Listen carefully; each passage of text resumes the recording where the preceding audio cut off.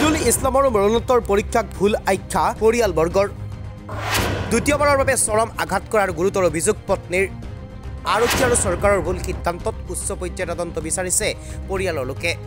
কংগ্ৰেছ নেতা মিদুল ইছলামৰ মৰণোত্তৰ পৰীক্ষাৰ ফলাফল আজি ঘোষণা কৰা হ'ল ফলাফলত সুৰা সেৱন কৰি মৃত্যুৰ মুখত পৰা বুলি তথ্য দিছে চিকিৎসা বিভাগৰ ফালৰ পৰা তাৰ পিছতে এতিয়া মিদুল ইছলামৰ পৰিয়ালৰ লোকে এই মৰণোত্তৰ পৰীক্ষাক ভুল আখ্যা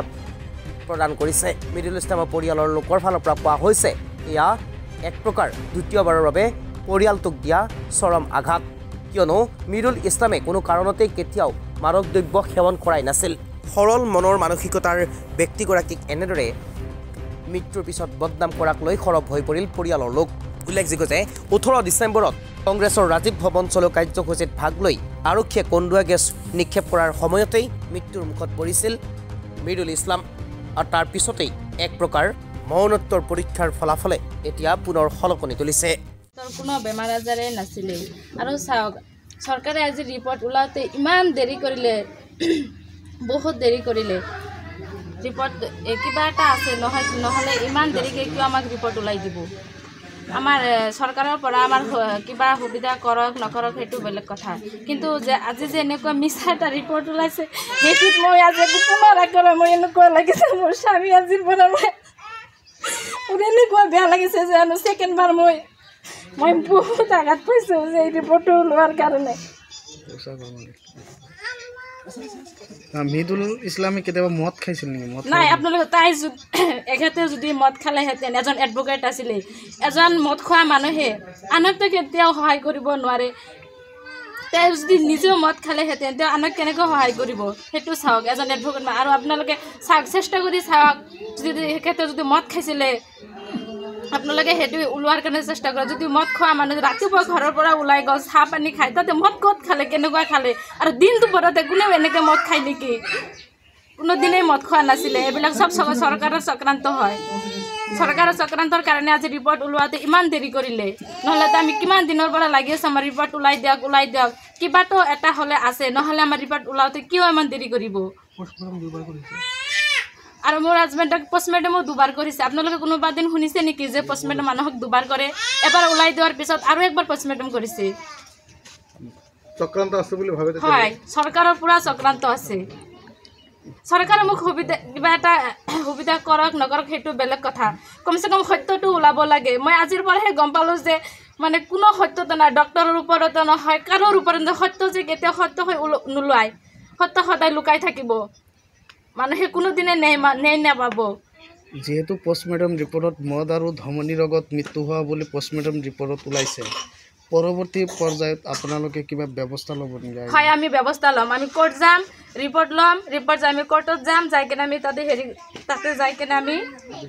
আপিল কৰিম আমি মিদুল ইছলাম এজন এডভকেট তেওঁ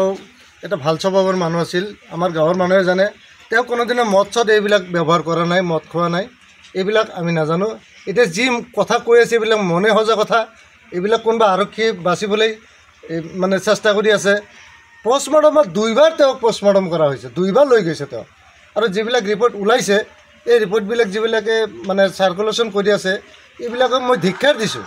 দৰকাৰ পৰিলে আমি হাইকোৰ্ট সুপ্ৰিম কোৰ্টলৈকে যাবলৈ বাধ্য আছোঁ তথাপিতো আমাৰ মানে লিগেল ৰিপৰ্ট যিটো সেইটো ওলাব লাগিব তেওঁ কোনোদিনৰ মদ ভাং এইবিলাক খোৱা নাই ইয়াৰ বিৰোধিতাহে কৰিছিল আপোনাক আমি ভিডিঅ' ফুটেজ দেখাব পাৰিম আমি মদ ভাং খোৱা এটা মিটিং দিছিলোঁ আৰু সেই মিটিঙত সেইজন মানুহ কিছুদিন আগত উপস্থিত আছিল তেখেতে কি বক্তব্য দিছিল সেইখিনি ফুটেজ আমি দেখাব পাৰিম আৰু তেওঁ যদি সভাস্থলীত নাছিল প্ৰতিবাদী স্থলত নাছিল তেওঁ ভিডিঅ' ফুটেজ আছে আমাৰ লগত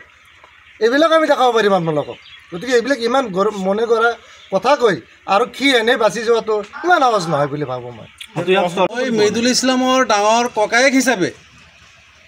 ডাঙৰ ককায়েক হিচাপে এইখিনি ক'ব বিচাৰোঁ যে মিদুল ইছলামৰ চৰিত্ৰত এইবিলাকৰ কোনো কলংকিত দাগ নাই বা বেমাৰ আজাৰ এইবিলাক কোনো বেমাৰ আজাৰ মিদুল ইছলামৰ গাত নাছিলে গতিকে আজি যিটো ৰটনা ৰচি আছে এইটো বখাত মিছা কথা এইটো মানে চৰকাৰে যে দোষ ইয়াৰ দোষী যে নহয়